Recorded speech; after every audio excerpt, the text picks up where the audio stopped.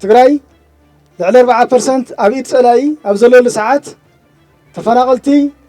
لعل 1 مليون تفناقلاي أب IDP ويدما مأخذ معقبي أبزلوا لساعات حزب تግራي نزي بتعقستي ممارسنا سلامي بزول مخنيات اسكاب حزي ناي سلام تصوعتنا تصوعي ركاب ነገር ግን ነዚህ ክህደት ጥልመትን አጠቃላይ ህዝብ ትግራይ ከንበርከካ ግዛት ትግራይ ከበተንካ ሓድነት ህዝቢ ከመቃወልካ ድቃስ ዘይብሎም ቂመኛታትን ጸላትን ሕዝውን በቁልዕ ወራር መሬት ምዕራብ ትግራይ ወረዳ ሙሉ ናይ ሰሜን ምዕራብ ጸለምቲ ደቡብ ትግራይ ከባቢ 6-5 ወረዳታት ብሙሉአን ብፌደሬሽን እውቅና ተዋሂቦ ናብ ማእከል ተዋሂሉ ስለዚህ ቁልዕ ዝኾነ ወራር ተኻይደሎ ነዝናይ ቁልዕ ወራር እዚ ሕዝውን ህዝብ ትግራይ ደጊሙ ሕጋውነቱ መሬት ሕጋውና ግዛት መሬቱ ህዝቡ ተፈናቀል ክምለስ ለላውነት ክረጋገጽ ሰላም ከዓስል ዳግመ ሕውየት ይዘል ህዝብ ትግራይ ያአኽሎ ትናይ ዝሓለፈ ጀኖሳይድ ያክል መስዋዕት ከፊሉ እዩ ባዲሙ እዩ ስለዚህ ልምዓት ይዘል ምድባስ ይዘል ሕዝብ ወራራ የለን ነገር ግን بخل مداي صلاي حزون كيطفاهم يدقسن بزول مخنيات ملا تግራይ خبيو ناي ጦርነት ነጋሪትና ጎሰማ ይዝረከብ ነገር ግን ልበይ ትግራይ ዕብዩ حزون ሰላምና ንጽውዕ ዘለና ካብዚ ዘሪሉ ዝመጽእ ንሌላውነት ዝደፍር ትግራይ ዝብትን ህዝብ ትግራይ ዘጥፍእ ዘርኢ ከም ዘርኢ ህዝብ ትግራይ ዘጥፍእ ኃይል እንድሕር መጽኡ ግን ህዝቡን ሆይሉ ክምክት ሓድነቱ ክጥንክር ሰላሙ ከምጽእ ተኾይኑ ናይ ውሽጣዊ ሓድነቱ እውን ክጥንክር ይዝግበኦ እሞ እግረ መንገድና ብሽም ምምሕዳር ከተማ ሃገር ሰላምን ብሽም ናይ ክልቲ ወረዳ ምምሕዳር ወረዳ ደጉዓ ተንቤንን ነዚ ናይ ሎማዓንቲ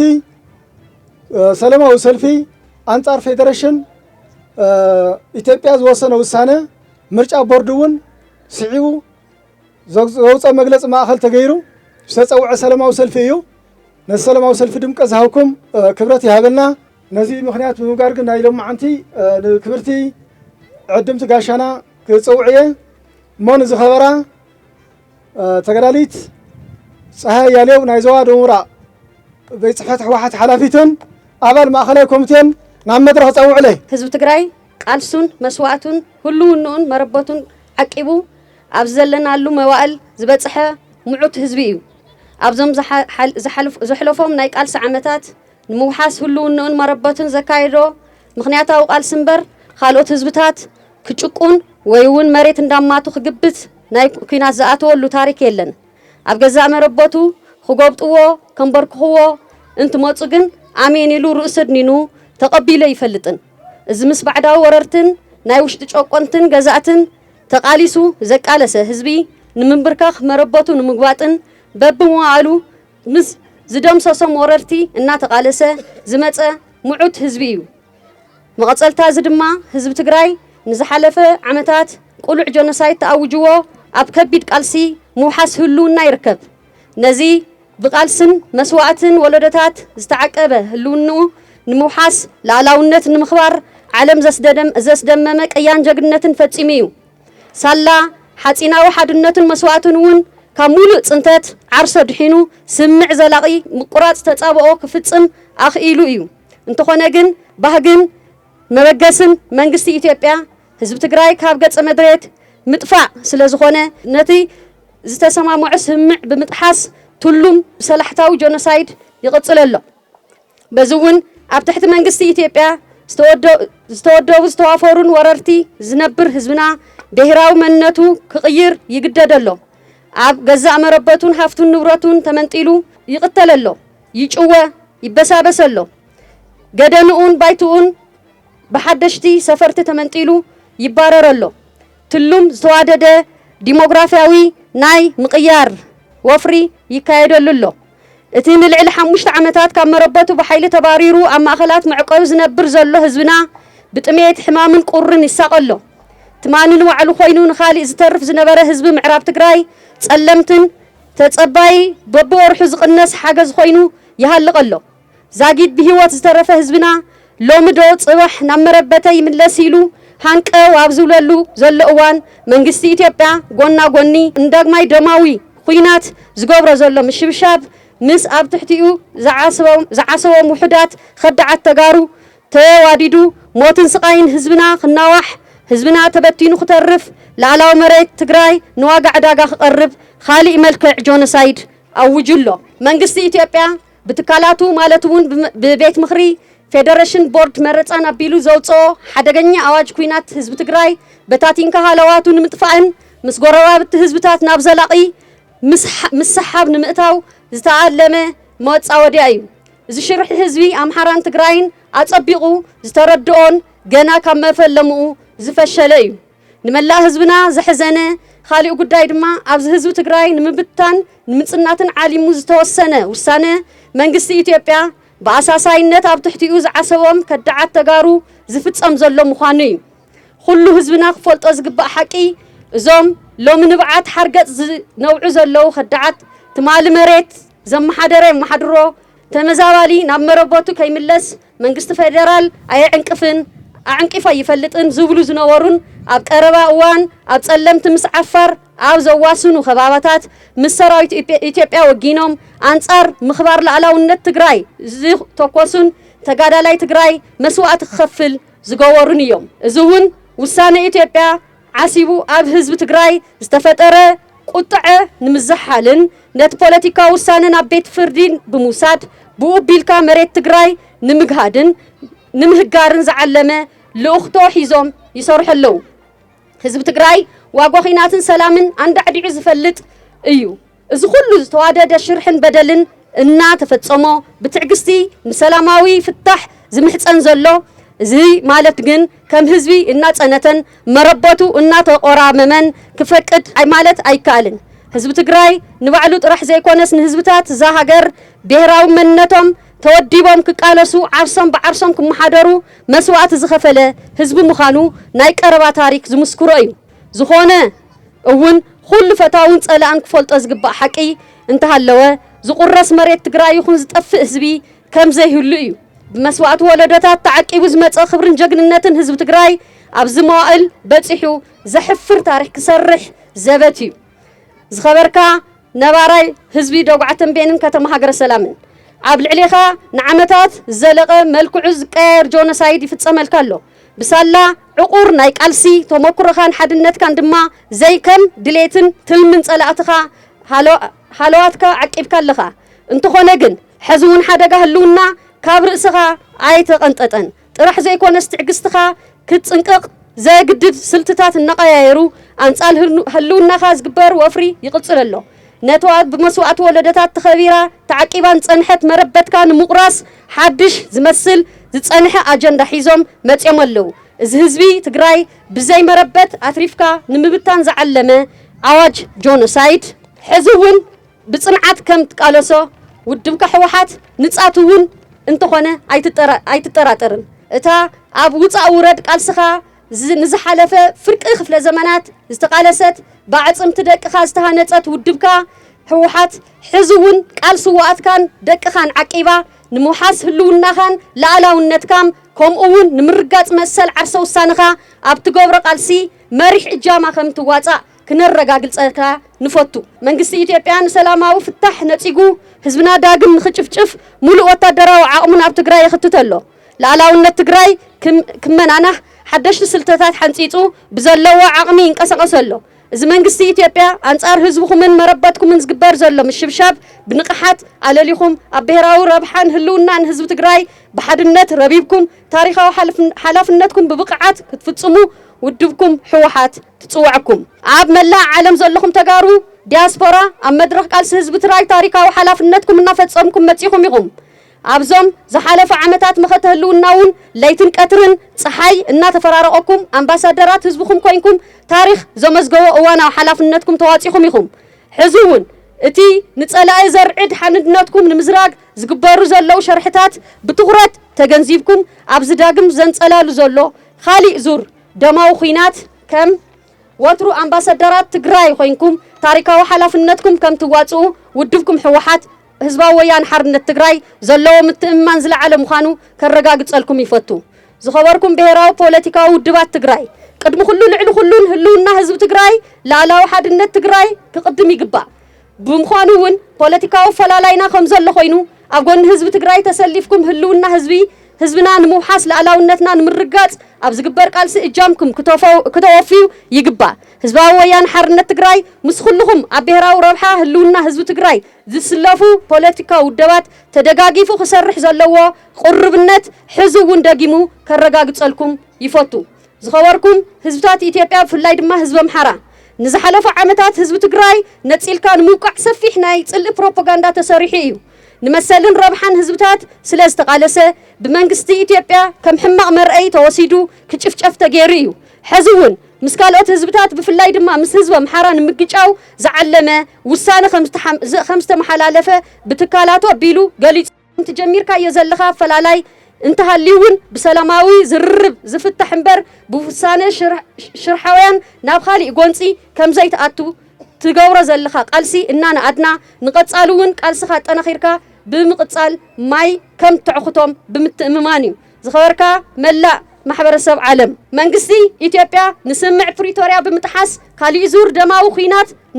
ንምኽፋት ሙሉእ ወታደራዊ ዓቕሙ ናብ ትግራይ ኣብ ምኽታት ከም ዝርከብ እዚ ሓደገኛ ሳዕቤን ዝህልዎ ካሊእ ዙር ደማዊ ኩናት ጠጠው ንኽብል ዘኽእል ዕድል ዘሎ ሕዚ ምዃኑ ብተደጋጋሚ እናገለጽና ከም ዝጸንሕና ዝፍለጥ እዩ ስለዚ ኣድላይ ሰላም ማሕበረሰብ ዓለም ኣወንታዊ እጃምካ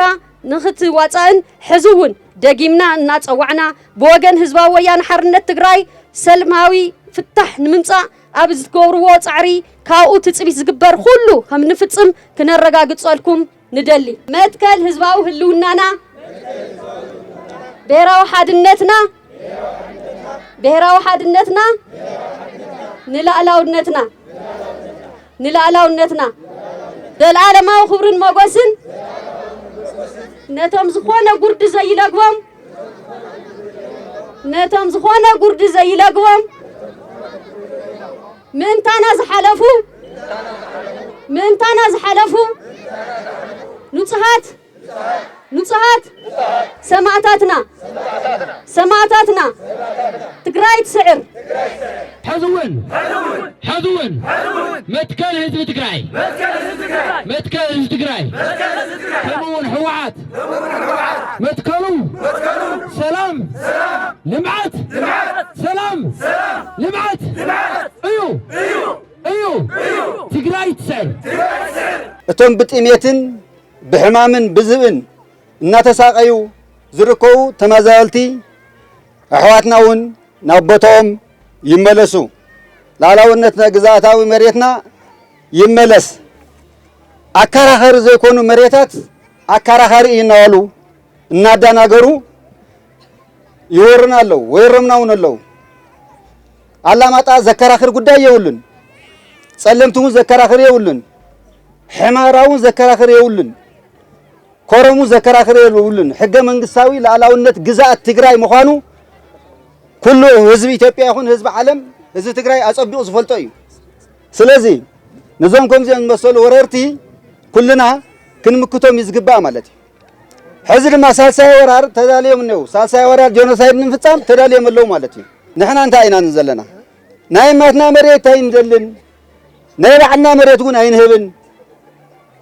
كنسب نورنا خنبرنا ندلي انورنا زيت نورنا تخوينكم كن سقينا تعصيفنا اجران ايدنا طابرنا افغزانا ينموتن كنمكتينا ايت حدا قم ነገር ማለት እዩ ስለዚህ ሆነ እዚ ግዛታው ሓድነትና ንምፍራስ ፌደሬሽን ምክርቤት ወሲንወን ውሳኔ ቀያሕትን ጸለምትን ዓበይትን ንሽታያትን ቡጾትና ዝኸፈልናሉ እዩ ሕዝውን احلفنا نقول من قدي ولا حنتي يلن عاوزين ما كل حزبي كل تملاسي كل هربنيا كمكت زغبايو سلازي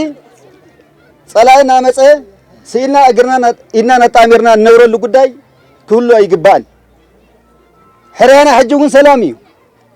ህዝብ ትግራይ ጦርነት አውጀ ይፈልጥን ሃይማኖቱን ደለ ይፈልጥን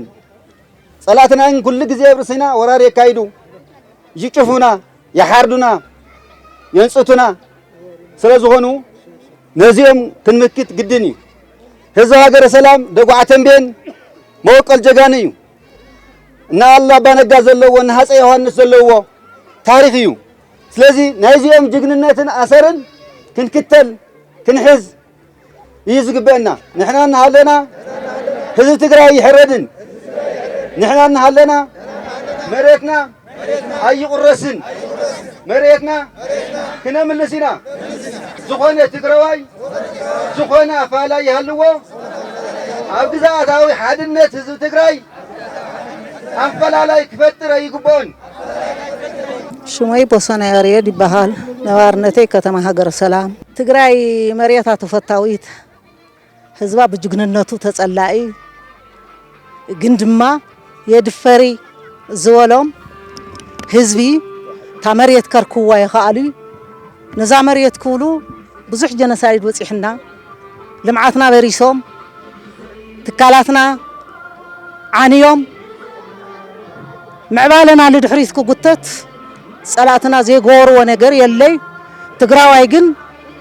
ኩሉ ግዜ ዕጡቕዩ ኩሉ ግዜ ከዓ ጅግንነት ምስኡ ዝጓዓዝዩ ትግራዋይ ደፊኤ ክበልዕየ ዝብል ዝብኢ ህይወቱ ልዋዕሉ ልሓዘነሉ እምበር ትግራይ ኣይትድፈርን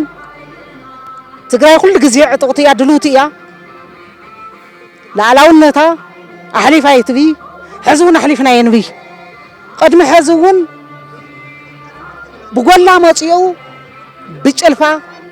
ደፊእና ኣባሪርናዮ ኢና ኣብ ዒላማና ስጡማት ኢና ሓድነትና ኣጠናኺርና ትግራይ ክትቁረስ የብላ ክትሽርመም የብላ ግዛት ሓድነትና ይመለስ መንግስቲ ኣብ ጥራሕ ማይዳ ዝኩሉ ክገብረልና ለኣና ካጥፍእ ልፅዕሮ ዘሎ ፃዕሪ ኣንሕና ኣይንጠፍኢ ንደልዮ ሰላም እዩ ብሰላም ላዕላውነትና ክመልሰልና ግዛኣታዊ ሓድነትና ክመልሰልና ሕገ መንግስትና ካኽብረልና ብኽብሪ ንፅውዕ ተዘይ ኮይኑ ከምቲ ቅድሚ ሕዚ ክጭፍለቐኩም እየ ዝብለና እንተኮይኑ ከዚውን ኣይኒ ጭፍለቕ ትማለይ ተጨፍለቕና ኣያታትና ምጭፍላቕ ኣየፅንሑልናይ ኣይኒ ጭፍለቒ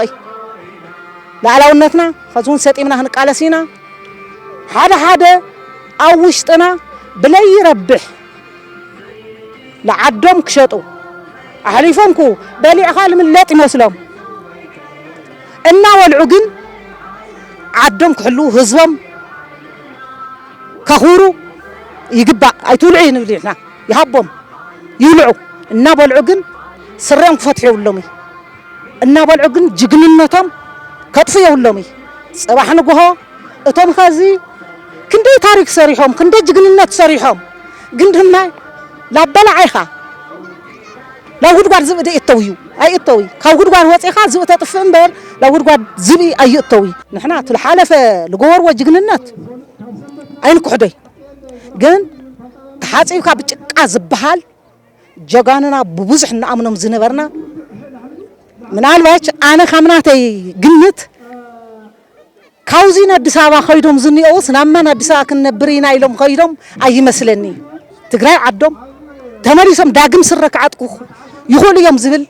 አታሳስብ ኣለኒ እንተዘይ ኾይነ ግን አውዚ ውላድካ ደርቢኻ አቴትካ ደርቢኻ ሓውኻ ደርቢኻ ወለድኻ ደርቢኻ ባዕሎም ኸይዶም ንክብልዑ ባዕሎም እዮም ኸይዶም ኒኦ ብልዑና ኢሎም እዮም ኸይዶም ኒኦ وكلعو نندليومي قسيلهم سلاحيلهم همتا سلاحيلهم لخدوا قسيلهم سلاحيلهم حاسيهم كملصو ندلي حرامريت يلهم كيدم زنيون حانا يخونس غادن او غادن اتيم نيو دقنا نحواتنا تتاليلهم لخدوا عدم كمص عدم كدحنو اينا ندلي ان احنا كن لالاولنتنا ولا خندي فرات عفوون كتقرس عين دلياي لا بلالاولنتنا لمصا بقى لعابي لناس سبع يكون سويت قلعه عبي كله للعناونته كقالسي دمي شامبل كرس غور مسقل يبال نوارنتي او كتما ممحدار كتما هاجر سلاميه اوتي هذا زغبر زلو خلا جنسايت زكاير زلو تفصم زلو للمقامي انا خدمت يا العرسي زوز نحنا كمنحنا تغارو كم تغارو كننصف عين خلن هذا بزح افلالاي ون كنتنا يقدم هذه بوليتيكاوي افلالاي خالي يالو ህዝቡን መሰም ተዘዋር መንገድ ታይም ገረም መጽዮምናለ በመሬትና መጽዮምናለው በመሬትና ስለዝመጡና መሬተይ አነውን ገዛይ ታገዛይ ታቆል ዘዕብ የላለሁም መረበተይ ገዛይ ለጸላኢ ህሊፈል ፌደሬሽን አይህብን ካብዝ ብለ አመት ተውጊሰ መጽየ ዘን ይሁሉም አንቲ ካለ ፈላላ የለይ ናይ ካለ የለይ ዚአቶም ብተፈላላይ መንገዲ ለህዝብ ትግራይ ከንጽፉ ትማሊ ብጥይት መቅድም ትባል በኩናት ለማ አንቲ ድማ መሬትና ቆሪሶም ቆራሪሶም ንክሆዱ በፌደሬሽን ክመሓደራ ዝብላ ዞባ ምዕራብ ጸለምቲ ወልቃይት ራያ እዚ አላማጣ ኮረም እዚን ድሕሪኡ ከጽባሕ ላበይ ማጨው ላበያ ላባት ጽጋ ዛብዚ አንያዋ የጭላ ወረዳ ከምዘላቶ ልዳመንያ ለአጎው ዞም ታታለው ለምበላል መጣው ላበየ ኩላዚ አንድ ህልቶ ሆይና ተጋሩ ብልተፈላለ መንገድ ገርካ ቆሪስካ ቆራሪስካ ልምድኻሙ ዝኾነ ትናይቅን ህዝቡን ህልሞም ስለዝኾነ ህልሞም ከሳኹ ስለዝመጹ ዘውዝን ድማ አደንማር ዘውዝንዮ ብታዘላትና አቅሚ መቅድምት ማሉና ተቀለም ጽት ማሉና ተቀለም መጽየ ከዝም ታዘላትን መሬተይ አይብን ካብዝብል አንገል ተበጊሰ ክሻም ወዳታውን ህይወተይ ንከፍር የመጽየልማ አንተ ከም ኒውክሌር ከም ሚሳይል ተሓድነትና ያሞ እንታይ ይግበር ዘለዎ ይፍለጥ መንግስት ኢትዮጵያ አብዛ ከዝም ዋይል ሆይን ላው ሓደ ምጽናሎ ይፍተይ ጽላ ማለት ላው ሓደ ምጽናሎ ከዝውን ህዝብ ትግራይ ካብ ጥንቱ ጀሚሩ ክሻብ ዝሓዘ ዘላ ለጽባሕውን ድርጻ አብኻሊ አፍታና መወዳታ ግን ልተሓወር ምዃኑ ዝፈልጥ ህዝቡን ሁሉ መግለጹውን ይወላ ኣብ ደገ ይሁን ኣብ ውሽጢ ይሁን ተም መግለጽ ዚኣተንውን ላብ ተግባራዊ ኾና ቃል ኪዳን ከኣቱ ይደሊ ለተመስቀል ሰማይ ጣብያ ሚካኤላዊ ቆሸት ድንግለት ነባርነተ ወረዳ ደጓዕተን በየን መኻዚ ና መሬት ትግራይ ነቆራረሰ በላዒ ህዝቢ ትግራይ ዝኾነ ሓይልታት ተሓዋስ ስለልደለየ ከዚ ኣብ ልተወሰነ ከባብታት ሒዙ ከዚ ኣብ ደጓዕተን በየን ዋላ ክመጽእ ተሎ ለህዝቢ ትግራይ በላዒ እዩ ዝሓይል እዚ ለህዝቢ ትግራይ በላዒ እዩ ግን ሓሚልና ይኾና ይሕና ንትሕዞ ክመጽእ ክወልዕ ክወርር ግየት ትብል ተሎ ህዝቢ ትግራይ ተጠናኺሩ ሓይሉ ተጠናኺሩ ብደንብ ገይሩሉ መኪቱ ካፍቱ ልነበሮ በርቲዑ ክቃለስ በርቲዑ ላፍቱ حلف نار جوزو عطنا خيرو حيلو برتيو كقالس يلدلي አይሆነን መሬት በመሬት ፍርቅ መሬት ትግራይ እንዲዮ ወስደ ዘድኒه አብዚ ሆይታይ ስሙዕ ዝኾነ ትግራይ ታይ ይገብር ዘሎ ሓድነት ተኸስጥም ማነ ሉሉ ሓድነት ተስቲሙ ሓደ ዓይነት ኮይኑ አብዚ ህዝብ ትግራይ በቁልጹም እዩ ቀደም ለወፂ ነይሩ ከዝለ በቁልጹሙ ሓድነት ተስቲሙ ክጣራኸር ክቃለስ ኣሎ ይሉ ስመይ ወልድ ፋይል አርጋው ይባል ምሕዳር ከተማ ሃገር ሰላም ነዋሪ ያ በፌደሬሽን ኢትዮጵያ ዝሃወ ውሳነ ካው ዘወሰነ ውሳነ ምርጫ ቦርድ ወን መግለጽ ዝሃወሉ ንምቋም እዩ ምክንያቱ ትግራይ ትባል ዓዲ ቀደሙን ነተቀራረስት ያጸኒሓ ኣብዚ ሕዚ ዘላ ድማል ገደደ ኮይኑ ያው 40% ናብ ኢድ ጸላእቲ እዩ ዘሎ ነዚ ድማ እንደገና ምርጫ ቦርድ መግለጽ ምሃው ለዚ ንምቋም ምክንያቱ ተቀራሪሱ ህዝቢ ትግራይ መሬት ትግራይ ንምጥፋ እዩ መቃቂልካ ላፍቲ መቃቂልካ መሬት ትግራይ ቆሪስካ ህዝቢ ትግራይ መንነቱ ጠፊኡ መንነቱ ለካሊ ብሄር ተቀይሩ ትግራይ ዝባል ፍጥረት ከየልል ምግባር ስለዝኾነ ንሕና ዘልሉ ዝሉ ምቋም ድማ ዘልየና ተጋሩ በሓባር ኮይና ሓደ ዝኾነ ይኹና ፖለቲካ ፈላላይ ይሃሊ ኣብ ሓደ ተሚምና ነቲ መሬት ትግራይ ነቲ ህላወ ትግራይ ነቲ ተፈናቀላይ ቦቱ መሬትና ቅድሚ 2013 ዝነበረና መሬት 2012 ማለት እየ ዝነበረና መሬት ግዛእ ትግራይ ንምምላስ እዩ እዚ ድማ ተወሳኺ ጄኖሳይድ ንምፍጻም እዩ ጸላኢ ለኾይና ተዳልዩ ኢሎ ህዝብ ትግራይ ንምቅጥቃጥ ንምጭፍጫፍ ዳግማይ ጄኖሳይድ ንምፍጣር ተዳልዩ ኣሎ ንሕና ድማ ሓድነትና ጠናኺርና ጸላኢ ኣብ ለለዎ ደው ክብል ምክንያቱ ተጠናኺርካ ሓድነት ተፈጢርና ጸላኢ እውን ሓይልና ሪኡ ውዳበና ሪኡ ሓድነት ሪኡ ኣብ ዘለዎ ደው ንምባል ምርጫ ቦርድ ዝሃቦ መግለጺ ካልኣይ ግዛእ ትግራይ ንምሓስ ሳልሳይ ተመዛበልቲ ለቦቱ ንምእታይ ኢና ተለማዓንቲ ሰልፊ ገርና የዘለና የልን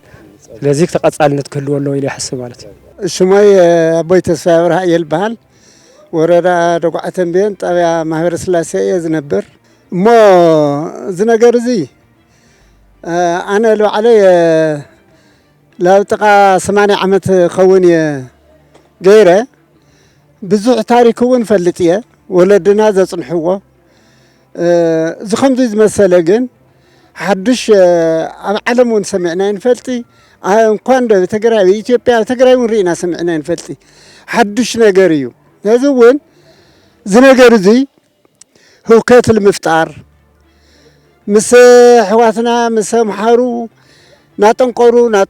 ናጠንቆሩ ህውከት ናፈጠሩ زشجرونا زلهم بي كم امنتي እንኳን ዶ መሬትና ተቆሪሱ ንሕና ስቆና ክንድቅስ እቲ ዝተገበረ ገፍየ ብዝሓለፈ ጆኖሳይት እውን ኣብ ደቂ ኣንስትዮ ዝበፅሐ ኣብ ትካልና ዝበፅሐ ኣብ ህዝብና ዝበፅሐ ኣብ እንግዳዕና ይተሰቂሉ እኒሆ ሕዚ እውን ልዚ ነገር እዚ ኣብኡ ተለና እዮም ከርቢተ እትዮምና እኒሄው መሬት ክውሰድ እዩ ህዘ ይሕሰብ ፅባሕ ይሕሰብ ናጋ ይሕሰብን ኮይኑ ግን ዝዓዲ እዚ ቅድም ክብል እንተሎ እንኳን ዶ ይኾነ ለትግራይ ለኢትዮጵያ ለአፍሪካ ዝፍለጥ ንጉሰ ነገስት ዮሐንስ ጅግና ናይ ኤርትራ ጠቅላይ ገጅና ናይ አፍሪካ ጀነራል ተባሂሎም ተሰየሙ ራስ አሉላ ለኩሉ ክብሪ ኮይኖም ዝጸንሑ እዮም ሕዚ ግን ናቶም ዓዲ ኣብቶም ናቶም ገዛ መሬት ክንወርሲና ኢልካ እዚ ጌርካ ምሕሳቡ ድማ ናይ መጨረስታ ዓውይ ስሕተትን ዓውይ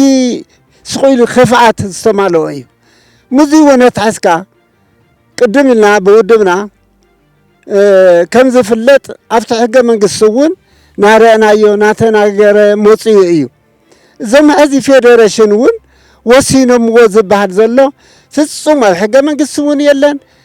ሕጊ እውን ከምኡ ዝብል ነገር የለን ተኸራኻሪ ዘይብሉ መንስኤ ዘይብሉ ኣምፂኻ ፌደሬሽን ክውክል እዚ ፌደሬሽን እዚ ድማ ከም ሕገ መንግስቲ ሒዙ ኣይንብለ ልኡኽ እዩ ኢልና ንወስዶ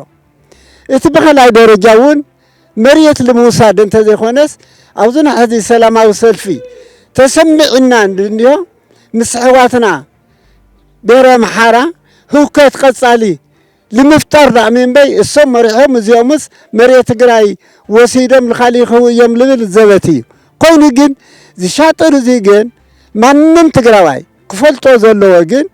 عوي شاطريو مكنياتهم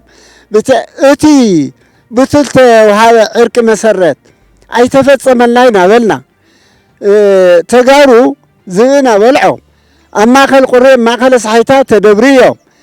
إخلي العالم خوينا محمورا الخالي زخونو نورو بتسميتي من كراي ناتساقيو دكاس ليت لنا إن حضرنا نهلنا هزون داقم تنسات كم تجيركا لمفتصامو زيزي لما عالتي ما نمسيوه يكونه تراي وريا هزون زيزي بنامان هزو تقراي سلامي يزرلي هزو تقراي تقستني أيو لمتاي سلامي دلي كويناتس يفلتو أيو كويناتس تغمو يفلتو قرعتو يفلتو هذا يكون تقاليسو وصيت زرخولو جن وصيت كتركب كل خدمة لمعات كتمص قرعت كم زلو ما ننسى زردو أيو هذا هو نحن هذا نجرزي حد شوكات يتونا له كلا عندنا وعدنا خين برما لا منكرا لا كلاي هوكاتي منكرا يتونا له نحن رما ما نجر لكنا سين حرق زي نجرزي عفاء إمام لولد ولد يوم سمحرة تحزم كحد قلنا هذا اليوم نيرم عينش جرا نحن رما بسلام إنا اندليو بسلام خوني زودو أبزو هذي توصينني وساني جن قلتيفو انت زي تراجعوا نحن ون نراجع البيت يلا كلاي اتي أو طلق وانت فقير كان لي زحلفو ملك تجن إذا محواتنا بحر حدا زرع بحر حدا هلك فرقم لدي سوا فرقم لا عفار خيدم زنيهون هذون عدم يو خالي حلف عدل الله سبي يلن عدم يو يمسو قال مرحتنا أيام هذون كم تنوروا ستي ما يمرحوا تقرأ عدنا جن تغيروا زي فلت حما تارك تسفر سلزلا حبيرنا تودينا تماخاخرنا تقرأ كم تقرأ نبلا كلاتنا عندنا دك تقرأ نخون مانم هذه زنجرزي كيف زي تسخخله وشجريو بسلام ذنبر سوون أيهلون مريتون تقريسون خير سلزلا زيزجن لما عالتي لا يخون خوينوا سماي زي جبت خوينوا بي هم جاب المريت تقرأ جبت أبيلو لا هيزو انت سكمت انت سيختعي نما جارسا قرصي حرانا يمصيو نيرو هزجن بسلام لخوانا جن أتو موزي زنورو مرحتنا ون ትመንፈሱ በሰላምና ኩሉ ነገር ንውዶ ኢሎም ብደንቢ ረጋግዕም ወለው ናተይውን ብዕድመ ኩሉ ነገር ስለዝፈልጥ ህዝቡን ኮሪኻ ህዝቡን ሃሙልካ ስለዘይኸውን ሰጋህልና ህዝቡና ሕዝና ተማዓራሪና መሬትና ግን ማንም ይኹን ህዝብ ይኹን ጽባሕ ተቆሪሱ ክንህብ አይንሰድን يغنيله شمي تجادلاي ممهرة تغلط موراتو يبهل سرح حلافنتي ناي كتما هجر سلام محدر بيت مزاجة سرح مكايدي بهراو حدنت نا حد جازتيو لذي بوانا نت بهراو أو لا لونتنا أو حزبنا تقليل دما تجارو كم تجارو بهراو حدنتنا حدقة زودا أكيد أيو وزوساني وزيون بشم بيت مهر فيدريشن ملكيتو بهراوي مرجع بورد إثيوبيا وحلاي مسلينة زوسانو وسانة دما بوانا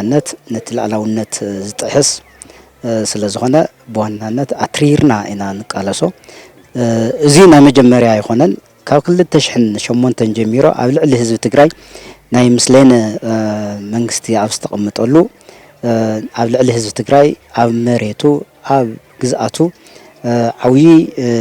انقفات نافوت أرموز يوم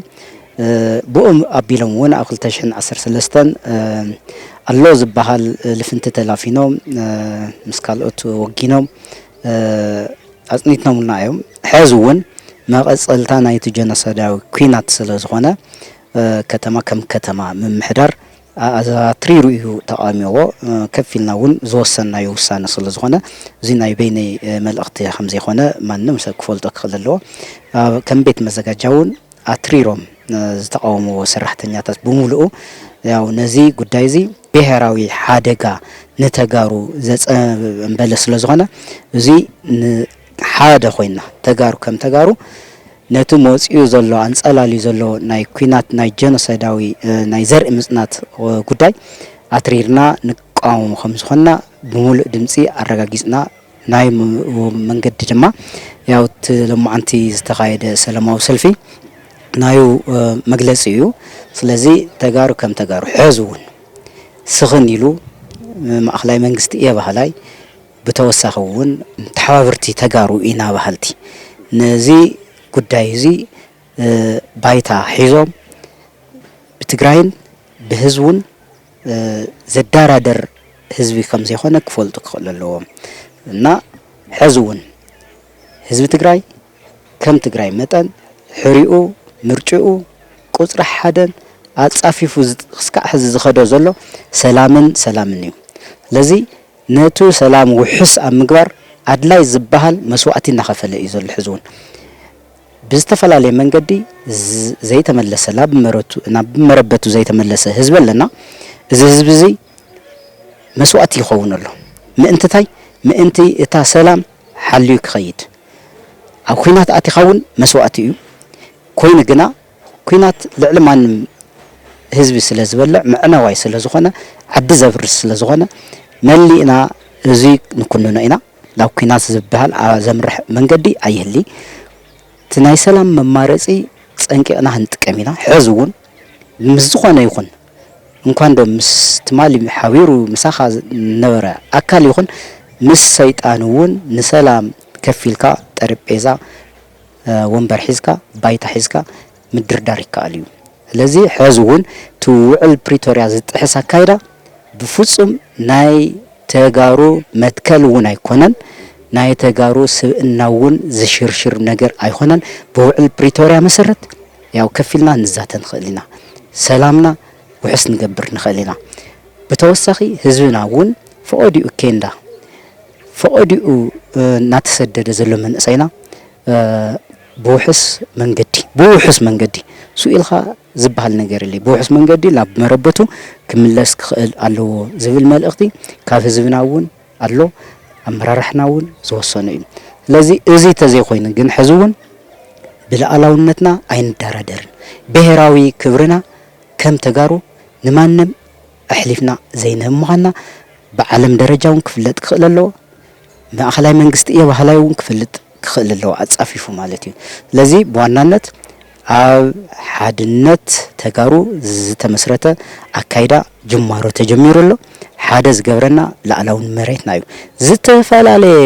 ናይ ፖለቲካ ተሓሳስባ ሕሊ ብግዝኣት መሬትና ብላዕላውነትናን ብህዝብናን ዝመጽእ ግን ሕዚ እውን ንምምካት ያው ድልው ኢና ከም ቆቋሕ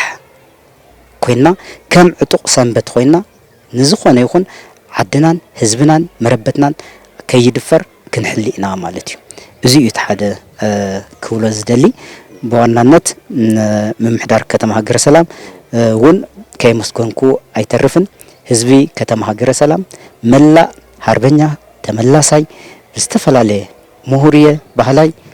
ብተወሳኺ ሓፋሽ ማሕበራት እዚ ነዚ ጉዳይ እዚ ብሙሉእ ትኹረት ሂቡ ኮኒንዎ ስለ ዝኾነ ብጣዕሚ ከምስግን ይደሊ ይብል ናይ ተጋሩ እዚ ዓብይ ሓይልና ሓድነት እዩ ሓደ እንትኾና እውን እንታይ ከም ዝገበርና ፀላእቲ ዝፍለጥ እዩ ብዓለም ዝተመስከረሉ እሞ ኣብዚ ሕዚ ትግራዋይ ፅቡቅ ምልክታት ኣሎ ድሕሪ ግዝኣት ላዕላዊ መሬት ትግራይ ሕሊፉ ክህብ ዝዓይነት ውሳነ ዝተወሰነ ኩሉ ትግራይ ናብ ሓደ ዝመፀለ ገባብ ኣሎ እሞ ኣብዚ እንታይ ለካ ከም ሓደ ተጋዳላይ ከም ሓደ ኣመራርሓ ኣብ ሓድነት እንታይ ኢና ክንገብር ዘለና ከመይ ንመክቶ ዝነት ህዝቢ ዝሓልፍ ብፍላይ ድማ ብዝተፈላለየ መንገዲ እውን ተኸሪፎም እዮም ዝወፁ ኣለዉ ኣብዚ ተኸሪፍ ከወፂኻ ፖለቲካ ይኮነ መፂኻ ትሕዞ መሬት ኩሉ መሬት ከተወርድ እውን ኣበይ ደው ትለሉ ባይታ የለና ምስኡ ኣተሓዝካ እውን ተሕልፎም መልእኽቲ ሃሊ ኮሪ ኢልካ ብገይሩ ክክድ ኣይትብሎን ባዕሉ እውን ቅድሚ ተኣንፈት ምሕባሩ ተናሲሑ ኣጣሒስዎ ካብ ህዝቡ ካብ እንካ ኢሉ መርሐና ኢሉ ዝሃቦ ህዝቢ ስልጣን እንካ ኢሉ ዘረከቦ ብሰላማዊ መንገዲ ክዒድካ ካብ ምኸድ ይቅርታ ሓቲትካ ናብቲ ህዝቢ ወሪድካ ያው ይቅርታ ምሕታት ይግባእ ምክንያቱ ኣብዚ ይኹን ኣብቲ ይኹን ዘሎ ጉዳይ ናይ ስልጣን ህረፍ ከይኮነስ ናይ መሬት ስስዕ ስለ ዘለዎ ፀላኢ ሕዚ እውን ዘርኢ ትግራዋይ ንከይፀንት ሓንትን ኮይና ፀላእትና ንምክት ኣለና ኣብዚ ምስ ብሄራውያን ውድባት ጭቁናት ህዝብታት ሓቢርና ተቃሊስና ኢና ሕዚ እውን ምንም ብዙ ጉዳይ እዚ ሓቢርና ንምክተሉ ዕድል ኢና ክንፈጥር ለዚ ኣብዚ ሽርሕ ኣሎ ምስ ዝተፈላለዩ ናይ ብፍላይ ድማ ምስ ጎረባብቲ ኣሕዋትና ዓፋር ምስ ኣምሓራይ ከበኣሱና ዝደልዩ ሓይልታት ኣለዉ እዮም ቅድም ኢሉ እውን ተፈሊጡ እዩ ማእኸላይ መንግስቲ እየ ባህላይ ብፍላይ ድማ እቲ ናይ ድሑር ኣተሓሳስባ ዘለዎ መራሒ እየ ባህላይ ንኣምሓራይ ንናይ ህዝቢ ኣምሓራ ልምውቃዕ ሓጉዝኒ ኢሉ እዩ ብዝተፈላለየ መንገዲ ሓጉዝኒ ኢሉ እዩ ኣይኸውንን ተጋሩ ከም ተጋሩ ንውልቀ ተጋሩ ብቻ ከይኾንና ከተቃሊስና ንኸማና ዝኣመሰለ ውፅእ ብሄራዊ ህዝቢ ሓቢርና ተቃሊስና ኢና ብሄረሰባት እውን ሓደ ኮይና ናኸበርና መፂና ኢና ነዚ ዘድፍርስ ኣካይዳ ሕዚ እውን ነዚ ሓድነት እዚ ዝበታትን ኣካይዳ ፍጹም ገራውትና ኣሕዋትና ህዝቢ ኣምሓራ ይኹን ህዝቢ ዓፋር ህዝቢ ትግራይ ሓደ ኮይኑ ንመሰሉ ተቃሊሱ እዩ ሕዚ እውን መሰሉ ብቃልስን ብሰላማዊ መንገዲ ቃልሲ ያው ከረጋግጾ ክኽእል ኣለዎ ባህሊ እየ እቶም ኣሕዋትና ድማ ያው ጅማሮ ኣሎ ብፍላይ ናይ ብልጽግና ሓሽከር ካብ ምዃን ብላዕሊ ውርደት የለን ስለዚ ናይ ህዝብኻ ሓሽከር ክትኸውን ተለኻ ኩሉ ግዜ ህዝባውነት ተተላቢስካ ያው ህዝቢ እውን ኣሜን ኢሉ ተቐቢሉ የስተናግደካ ህዝቢ ትግራይ የዋህ እዩ ግን ክብሪ ብክብሩ ብመንነቱ ዝመጾ ግን ኣይደራደሪ ዋላ ውላዱ ይኹን ውላድ ክርቢት ካብ ከብደት ዲኣ ወፂኣ ንባዕላ ተወቀ ማለት እዩ ስለዚ እዚ ኸዚ ከምዚ ዓይነት ኣካይዳ ክኩነን ኣለዎ ባይታ ተፈጢሩ ኣሎ እቲ መሪሕ ውድብ ሕወሓት እውን ነዚ ብሰላማዊ መንገዲ ኣኽሪፎም ዝኸዱ ሰባት ኣሕዋትና እዮም መቃልስትና እዮም መራሕትና ዝነበሩ እዮም ሕዚ እውን ይቅርታ ሓቲቶም ነቲ ጅግና ህዝቢ ንዝኾነ ይኹን ኣይኮነይ ነቲ ጅግና ህዝቢ ኣብ መትከሉ ዘሎ ብመንነቱ ዘይደራደር ህዝቢ ይቅርታ ሓቲቶም ናብ ዓዶም መፅኦም ብሰላማዊ መንገዲ ፖለቲካዊ ቃልሶም ክቕፅሉ ትጥሕ ባይታ ክኽፈት ክኽእል ኣለዎ ኣብዚ ክንሪኦ ዝግበአና ህዝቢ ትግራይ ኣዴታቱ ባዕሉ ውላዱ እናተሰደደ እዩ ዘሎ ንምንታይ መሬት ሲኢኑ ግዝኣቱ ኣምሪቱ ዝበልዕሉ ሃፍተ ገነቱ ሲኢኑ ተኻሒዱ ኣብዚ ብኻሊእ ክሓተሎ ተመሊሱ ብደቁ ክሓተሎ ይሓዝን ኣሎ ስለዚ እቲ ሓንቲ እንኮን መማረፂት ሓቢርና ያው ጅማሮ ኣሎ ቀጻሊ ብዝኾነ ሓድነትና ደልዲልና ንዝመፀ ይምፃእ ፀላኢ ክንምክት ድልዋት ክንኸውን ኣለና በዚ ኣጋጣሚ እውን ንህዝቢ ትግራይ ብፍላይ ንመናእሰይ ኣቶም ብደገ ኾንኩም ተስኩንዎ ዘለኹም ሰላም ሃዎ ፍቕሪ ሃዎ ናይ ልምዓት ኣንፈት ይጀምር ሰሪሑ ዝበልዐሉ ዓዱ መረበቱ ብሰላማዊ መንገዲ ይረከብ ሕዚ እዚኣ እየ ክብል ደሊ እንተዘይኮይኑ ግን ሕዚ እውን ብውሽጡ ዝጓሃየ ዝሓረነ መንእሰይ ኣለና ዓዱ ምንባር ዝሰኣነ ስለዚ በዚኣ መንገዲ ያው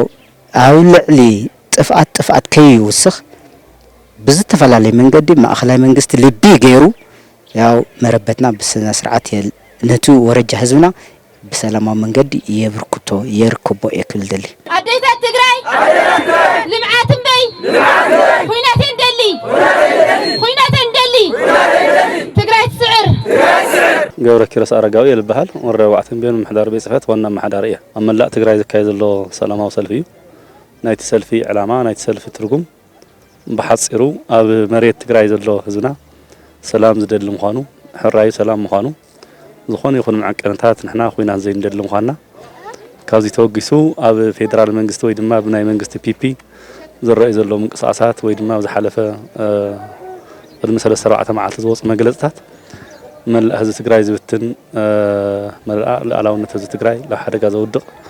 مجلسات وصيو نحنا لو زحز درجة وصينا دلنا كنصح بزعات من عسى جبيرنا هنا زحات ولدنا يتهنا تسوي أميم تجراي سئلوا تجراي زخنا زي خناس بمسوائتي يتاتنا بمسوائت دكنا ما وصلت استفتر تجرايو زي بزخنا يكون معك أنتات كقرارس كشرارف أين دلن أو زي قرص الخمية كشرف الخمية أمبرك الجزء كبير زلنا حيلي نجزء هم زين خل أقدمنا أبي تثنا العالم زو عالم نقرولو عالم درجة زي ما أخلنا حيا عبيت عداتون ما أخلو زي جنزات فتيرم أو تجراي زلوا أو تجراي صجمات من صح زنصار زلوا نايدم من أخونتات نايدم من صجمات المفتاح قدام كواسو ويدم ما أستواص أكورو صاوعت نجور له سلام وسلفي يلون من قستي تبيعون زخونتات زيريو تزوج هوا الثانية زعري له زستحقل له زعري زستحقل راح زي خناس تجاجي زنا رام خانو نهز تجراي زفلت له تخيل عندك نايك أرتاز حتى له سون متناتنا دليت سلام دلاي منجست نحرقينو سلام دلاي بارت نحرقينو فطير وزول صقم بعلو زعر مولو زستاخل المنقد مفتاحي كاوزي توقيسو نحنا كم وردا عند قعتن بين 10 طياتاتنا لنا ملا 10 طياتات توصل استكلاسيرنا سلف كيدنا نزلنا جغرافي اقام تاساسيرو او سلف زي كساتف زغبو كله فطور كود 18 عامه العاقه زلو عدمه بزي قدس بلعل زل عدمه بزي قدس حنكاس بدرنا ون وصيو نسلام كخبر سلغبو بكل يكمص زيد مال لو حدا ما اخلك نمصي ترينا برقص لعلي 4 ساعات 5 ساعات قعزه منقد زلو طياتهم سلونا نزي بقرو انت نقبر او كتما هاجر سلام 5 زخنا طياتات صوينا عينا بس كتما بحار خوينا تبعل اخيرنا لنا او كلاستر لعلي الله زبحال ما اخذ داماريام زخنون 5 زخنا طياتات كيدنا عينا على عصا ما اخذ زخنون كلاستر مرتاز بحالا فلاي صفحت طياتاتنا لحدنتن لاني بركز ولا محارس زلو بحوار كيدنا هنا او كل زكايدا مدرك تريت لها منفوسو زلنا بوليتيكا فالاي بزي قدس او لاعلاونتن دحننتن هز تجراي زلنا سميت رديت حد عينت مخنا بحوار كنمكت بحوار كنقلس حزونا قدمنا بحوار دمصنا كنسمع همز عين صقم نصحنا برقص بزخون يكون معك اني صلاينا ايو صقم زي كوصح لكم زلنا ندحر خوينو صلاينا ايو صلا ازي عم طدا قدم خزي فطيرنا نرجنا ساي خنات غوتيتو لا زي تلي خنات لا زي تلي صقم كيتونا قدمنا دمصنا نسمع له مدرخ مخانو كاستفال لنا برات عمي عبي تعدي مرحة هيمانات سدراس وقت في الله عندنا فرق أكلم ኣብ ድፋዕ ገዲፎም ዝመፁ ሓደራናቶም ስዋኣት ተቐቢሎም ዝመፁ ተጋልቲ ተመለስ ሰራዊት ኣለውና እዚኣቶም ብዕቱ ድምፆም ዘስምዕሉ ግዜ እዩ መላእ ከም ማሕበረሰብና ከም ወረዳና ክርኢ ከለኹ እንደገና ብሓደ ዓይነት ህርመት ብሓደ ዓይነት ውቅዒት ኣቤቱታ ዘቕርበሉ ዕለት ስለኾነ ምስ ደረጃ እዚ ምርዱእ ፅቡቅ ኸውን እዩ እዚ ኩነታት እዚ ብዝተፈላለዩ ዜና ማዕኸናት ይመሓላለፈሉ እዩ ብፍላይ ሎሚ እቲ ናይ ቴክኖሎጂ ዝሰፍሐሉ ግዜ እውን በፂሕና ዘለና ማንም ማሕበረሰብ ገባር እውን ስማርት ሞባይል ዘመናዊ ሞባይል ኣብ ኢዱ ሒዙ ኩነታት ዓለም ይርድአሉ እዩ ኩነታት ዓለም ጥራሕ ዘይኮነ ኣብ ከባቢና ዘሎ ግራውቲ ሃገርና እውን እንታይ ደረጃ ዘለውን ኩሉ ይርድአሉ እዩ ሰላማዊ ሰልፍና እዚ እውን መንግስቲ ኢትዮጵያ ወይ ድማ ፕፒ ተዓዝዩ ተገንዝዩ ላብ ምዕሪ ኩነታት ክመጽእ ህዝብና ጻውዒት ኣቤቱታ ናቕረበ እዩ እዚ ተዘይኮይኑ ግን ንሕና ከም ትግራዋይ ልበለጸኛ ልተበላጽ ሓይሊ ሰበርኹም ፈንጽሓኹም በትንኹም ዝለና ሓይሊ ጻወር እንግዳዕ የብልናን ልክዕ ከም ዓንተውና ተወዲብና ዝመጽ ጸገማት ተወዲብና ከም ንምክቶም ቃልኣት ዝኸደሉ መድረኽ ሰልፎ ወይ ድማ ሰላማዊ ሰልፎ ዝኾነ ደረጃ እዚ ይገውጽ ዘሎ ማለት እዩ